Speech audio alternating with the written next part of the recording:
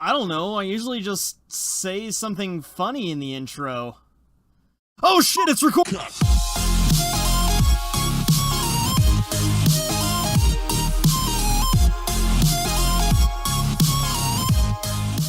Wiggity, what's going on, Bouse Nation? Welcome back to another episode of Watch It in Action. I'm BouseFeenux, and today we're going to be taking a look at the Prisma Skana, which is an alternate version of the regular Skana and can be acquired randomly from Berserker, the Void Trader, or purchased from another player that already has one. Now, I know there are a lot of other choices out there when it comes to one-handed sword weapons, and yes, some of them may be better than the Prisma Skana, but for some reason, I just can't quit this weapon. There's just something about tearing through foes with Warframe's flagship weapon that I can't let go of. Now, as for the stats, the Prisma Skana features high critical chance and damage multipliers, as well as a pretty solid base damage comprised mostly of the slash physical damage type. I know Broken War and the Nikana Prime pretty much knock this weapon out of the park in terms of base damage, but the Prisma Skana does have the amazing advantage of being able to use the new Loka Syndicate mod, Bright Purity, which increases melee damage by 100% and adds the Purity Syndicate Proc to the weapon, which restores 25% of your base health, boosts your health for 30 seconds, and delivers an explosion in a radius around you dealing 1000 corrosive damage,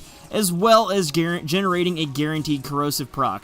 This mod alone makes the weapon more than viable and worth using. Now, I'm sure by now you guys are curious as to how I've built this weapon, so let's take a look.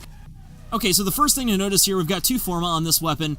It is a weapon that comes without any polarities, so in order to fit the build that I've got on here, you're going to need at least two forma. Now, the plus side to that is that you're not going to need a forma this polarity slot. It actually already is a Y-pole, and it'll fit Crimson Dervish no problem. For those of you that don't know, Crimson Dervish is easily the best single-handed sword stance mod. It has really high damage multiplier, it opens enemies up to finishers, which for a slash-based weapon like this is a godsend. Because if you're fighting armored targets, you're going to be able to use that finisher to ignore their armor, and you're going to be able to do a lot of damage. So this is really nice, especially at high levels. This stance mod is definitely essential. It's a little hard to get a hold of, but if you can, keep it and treasure it. This thing is amazing on so many different weapons. Now, as for the rest of the build here, Blood Rush was a pretty easy choice for me. This being a crit weapon, the Prisma Skana is a crit weapon at 20% crit chance. That's definitely more than enough to build a crit build on. You'll notice that I'm not using True Steel, though, and we'll talk about that here in a second, but Berserker is another crit mod we're going to be using that increases our attack speed every time we get a critical hit, which, when combined with Blood Rush, is going to be literally all the time. When we get a high enough combo multiplier with Blood Rush, we're going to be getting a crit every hit we do. Pressure Point was an easy mod. That's just 120% extra melee damage, total no-brainer there. And then Bright Purity is the Syndicate mod that I've thrown in here. Now, you can switch this out if you want for True Steel, but I really don't think you should. You get the extra 100% melee damage, and you get that Purity bonus, which is the one thing that gives this weapon its edge. So having that Syndicate proc is a really, really nice addition to this weapon, because without it, it's just kind of an average Broken War. It's not as good as a Broken War or Dragon Nikana or anything like that, so definitely want to have this on here. Again, you can get this from New Loka or trade with another player if you're not in New Loka. Fever Strike and Shocking Touch, that's just my corrosive setup. You can use any elemental you want on this. You can use gas, you can use radiation, you can use magnetic, you can use viral, anything you want to use, you can fit at least one combined elemental on this weapon. That's what the other polarity is for. The weapon isn't a status weapon, it's only got 10% status, so it's really not worth it to build status on, so we're just using two 90%. Don't use the 60% elementals on this, the dual stat mods, don't use those, they're not going to give you enough damage, and that status is going to be wasted. You're not going to get high enough status chance for it to actually be worth it. Organ Shatter is going to give us our crit damage. That's really nice there. We got the 3.8 times critical multiplier. Very awesome. That's what's going to contribute to a lot of our critical damage. Body Count is another important mod because this ties in with Blood Rush. Without Body Count, Blood Rush is going to be really hard to take advantage of. What Body Count does, essentially, is it increases your combo duration by 12 seconds. So every hit you get, you have 12 seconds before you have to get another hit before your combo multiplier goes away. This is a life-saving mod.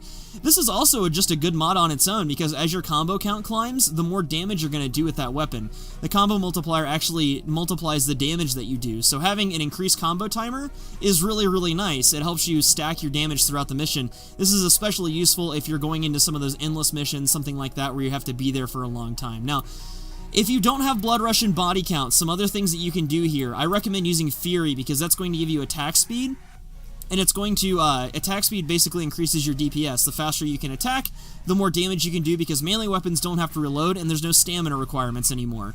So you're able to just keep attacking, and that's going to stack with Berserker, making your attacks even faster. So if you don't have that, you can use Fury. You can use another mod I was using for a little while was Spoiled Strike here. You can use this as well. This gives you an extra 100% damage at a cost of attack speed. If you don't have Blood Rush and Body Count, you can just use Fury and True Steel, because that's going to increase your critical chance, allowing you to get to red crits, allowing you to get guaranteed yellow crits even faster. So guys, that's pretty much the build here. The stats are pretty, you know, average for a single-handed sword. Like I said, there are a lot of other weapons that are a little better than this. We got the average 20% critical chance. That's something you see on a lot of melee weapons that are crit-based, and then the 3.8 multiplier like I showed you earlier. And then we see our physical damage. Our physical damage is pretty low.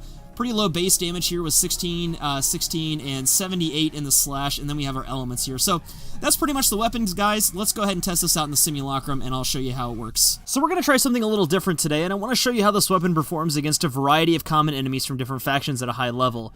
The first test involves a smattering of corrupted enemies from the Void, and notice as we're attacking that several things are taking place. The first is that we start out not dealing crits with every hit.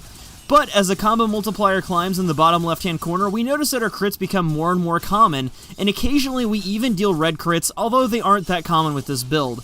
Next, take a look at how easily the non-armored ancients and lightly armored enemies like the corrupted butchers are defeated compared to how long it takes us to kill a heavily armored target like the corrupted gunner. Targets like these gunners is where the finisher damage is going to be invaluable as we try to take these guys out. Moving on, I have a few other clips to show you. The first is against a group of infested that you might encounter in a hive mission or while doing your sortie. As we saw before, this weapon absolutely destroys flesh-based targets.